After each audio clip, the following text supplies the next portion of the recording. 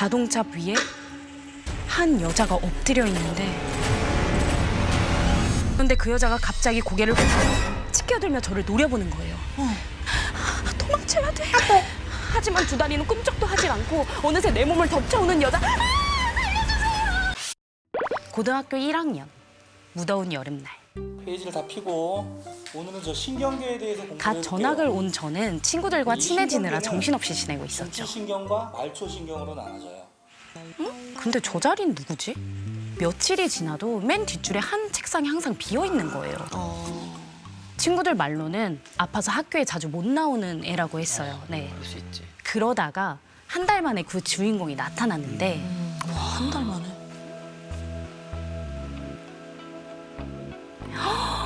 그렇게 작고 가녀린 아이는 정말 처음 봤어요.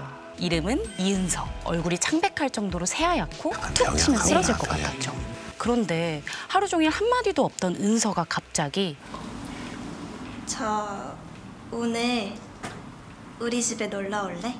반장에게 다가가서 자기 집에 초대를 하는 거예요. 네. 그리고 다음 날 아침 반장이 등교하자마자 호들갑을 떨면서 후기를 풀더라고요. 야, 은선의 집 진짜 대박이야. 엄청 좋아. 얼마나 좋았죠? 나 맛있는 거 먹느냐고 배도 찢어질 뻔했잖아. 게다가 나 잘 가라고 어머니께서 3만 원도 챙겨주셨다. 글쎄 집에 돌아갈 때는 용돈까지 준다는 거예요. 네. 잘 사네. 친구가 없으니까 막 이렇게. 그때부터 은서는 매일 친구들을 집에 초대했고 순식간에 우리 반 인기쟁이가 됐습니다. 매번 친구를 꼭 한 명씩만 데려가고 같은 친구를 2번 이상 초대하는 일은 없었다는 거예요. 민경아. 응? 오늘 뭐해? 나 오늘 아무것도 없는데? 그럼 우리 집에서 자고 갈래? 대박! 드디어 저도 초대를 받았습니다. 아 진짜 이게 뭐라고 이렇게 꿈같이 좋은지. 들어. 어서 와. 네가 민경이구나. 짙은 화장에 화려한 옷을 입은 친구 어머니가 저를 맞아주셨어요. 그러고는 한참 동안 빤히 제 머리부터 발끝까지 구석구석 살피시는 거예요. 이상하다. 눈썹도 짙고 눈동자도 아주 새까맣고 크네. 손가락도 어쩜 이렇게 곱고 예쁠까? 한박 웃음을 지으며 갑자기 저한테 팔짱을 끼시는데 뭘 이렇게까지 좋아하시지? 좀 의아하더라고요. 하지만 그것도 잠시. 저는 환호성을 질렀습니다. 제가 제일 좋아하는 마라탕, 아하. 떡볶이, 김치볶음밥, 피자, 탕수육까지 뷔페네. 네, 한상 가득 차려져 있었거든요. 완전 신나서 허겁지겁 먹다가 무심코 고개를 들었는데 쫄아쫄아 쳐다보고 있는 거예요. 어머, 그러다 체하겠다. 이것 좀 마셔. 감사합니다. 부담스러운 눈빛을 견디며 물을 한 모금 마시자마자 저는 그만 토할 뻔했어요. 이게 대체 뭔지 물 위에 나뭇가지가 둥둥 떠다니고 너무 쓴 거예요. 그러자 소리를 꽥 지르면서 노려보시는데 순간 너무 무서웠습니다. 구역질이 났지만 혼날까 봐 억지로 다 마실 수밖에 없었어요. 친구들에게 들은 얘기와는 너무 다른 분위기라 당황스러웠어요. 그래도 게임을 하면서 기분을 좀 풀어보려고 했는데 옆에서 은서가 벌써 졸려? 9시잖아. 우리 그냥 자러 가자. 나 조금 더 놀고 싶은데. 우리 자러 가자. 하는 수 없이 방으로 따라 들어갔는데 자, 얼른 누워. 여기 좁은데 같이 자자고? 나 그냥 여기 바닥에 누워서 잘게. 안 돼. 꼭 옆에서 자야 돼. 뭐 그래. 할 수 없이 최대한 몸을 웅크려서 옆에 누웠습니다. 그리고 베개가 높아서 불편하길래 슬쩍 치우려는데 엄마가 꼭 이거 배고 자라고 했단 말이야. 은서가 화를 내는 것도 모자라서 째려보는 거예요. 알겠어. 아니 이게 그렇게 큰 잘못인지 이해가 안 갔지만 괜히 싸우기 싫어서 알았다고 했죠. 그렇게 겨우 선잠이 들었는데 누군가 제 손을 잡는 느낌에 눈이 떠졌어요. 아 깜짝이야. 정말 심장이 떨어지는 줄 알았습니다. 침대 위에서 은서 엄마가 저를 우두커니 내려다보고 있는 거예요. 그리고 저의 두 팔을 X자로 포개 놓았어요. 고마워. 저는 무서워서 숨도 제대로 쉬지 못한 채 아침이 오기만을 기다렸습니다. 그리고 다음 날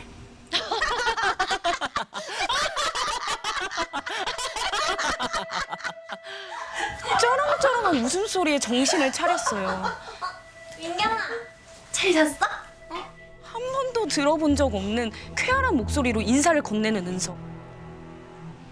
늘 백지장 같던 얼굴에는 하루 만에 다른 사람이 된 것처럼 생기가 넘쳐 흐르는 거예요. 무슨 영화다 영화. 얼떨떨해하는 저에게 은서 엄마는 고마워. 다음에 또 놀러 오고. 그리고 두툼한 봉투를 쥐어주셨어요. 그 안에 든 건 무려 30만 원. 쟤네들한테 그렇게 큰 돈을 주나? 다른 친구들은 다 3만 원이라고 했는데 하지만 뭐 마다할 이유도 없잖아요. 너무 피곤해서 서둘러 인사를 하고 친구 집을 나섰어요. 드디어 집 앞 횡단보도를 건너려는 그때 신호를 무시한 차 한 대가 절 향해 달려왔어요. 부들부들 떨며 간신히 눈을 뜨자 기적적으로 제 앞에 겨우 한 뼘 정도를 남겨놓고 차가 멈춘 거예요. 이 믿을 수 없는 상황에 고개를 돌리던 저는 그대로 굳고 말았습니다. 자동차 위에 한 여자가 엎드려 있는데 그런데 그 여자가 갑자기 고개를 치켜들며 저를 노려보는 거예요. 도망쳐야 돼. 하지만 두 다리는 꿈쩍도 하질 않고 어느새 내 몸을 덮쳐오는 여자. 하세요. 괜찮아? 아니 브레이크가 고장 나가지고. 다친 데 없어요? 괜찮은 거예요? 정신 차려보니 여자는 사라지고 운전자 아저씨가 걱정스러운 눈으로 바라보고 있었습니다. 있었나 보네. 저는 도망치듯 집으로 달려가 엄마에게 방금 있었던 일을 말했습니다. 어떤 여자를 봤는데 날 죽이려고 했어. 엄마는 얼마나 놀랐으면 너처럼 기센 애가 헛것을 다 받겠냐며 걱정하셨어요. 그리고 잠이 들 때까지 제 옆에 있어주겠다고 하셨죠. 네. 그런데 얼마나 지났을까? 점점 숨이 차는 느낌에 잠에서 깼어요. 엄마, 나 숨 막혀.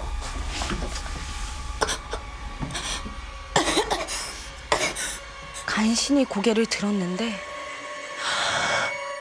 저를 차로 치려 했던 그 여자였어요.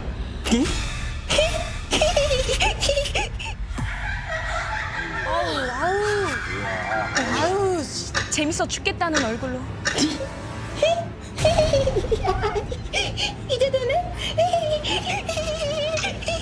이제 되네? 이제 되네? 이제 되네? 그토록 원하던 걸 이제야 이뤘다는 듯이 더 크게 웃었습니다. 이러다 정말 질식할 것 같다고 생각한 순간 무지막지하게 온몸을 조르던 힘이 풀렸고 여자가 사라졌어요. 다음 날 또 다음 날 여자는 계속해서 저를 괴롭혔어요. 야야, 갑자기 귀신이 붙었네. 태어나서 지금까지 가위에도 눌려본 적이 없는데 갑자기 왜 이런 일이 생긴 건지 이해할 수가 없었어요. 하지만 다행히 몇 달 후부터 여자는 더 이상 나타나지 않았고 그렇게 다 잊고 지냈는데 대학생이 된 어느 날 뜻밖의 장소에서 끔찍한 기억을 떠올리게 됐습니다. 친구의 소개로 찾아간 용하다는 무당집. 나가! 당장 썩 꺼지지 못해! 무당이 보자마자 등을 밀며 나가라는 거예요. 대체 왜 이러냐고 제가 따져 묻자 너 감히 돈을 받고 기를 팔아! 제가요? 다른 사람이었으면 벌써 죽었어. 어디 겁도 없이. 갑자기 귀신에 시달린 적 있지 않냐. 그게 다 기를 뺏겨서 생긴 일이라는 거예요. 아 30만 원 그래. 그 순간 은선회에서 보냈던 하룻밤이 떠올랐어요. 친구 엄마가 건넸던 30만 원이 든 봉투와 함께요. 그리고 얼마 후 고등학교 동창 모임에 나가게 됐고 그곳에서 은서에 관한 소름 끼치는 진실을 듣게 됩니다. 어렸을 때부터 시름시름 자꾸만 몸이 아팠던 은서. 하지만 어떤 병원에 가도 원인을 알 수가 없었대요. 어떻게든 딸을 낫게 하기 위해서 은서 엄마는 마지막으로 무당을 찾아갔죠. 그리고 그곳에서 저희 딸을 살려주세요.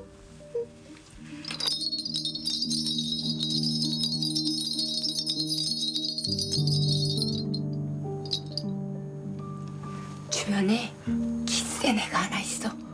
리에 살리려면 그의 길을 빼서.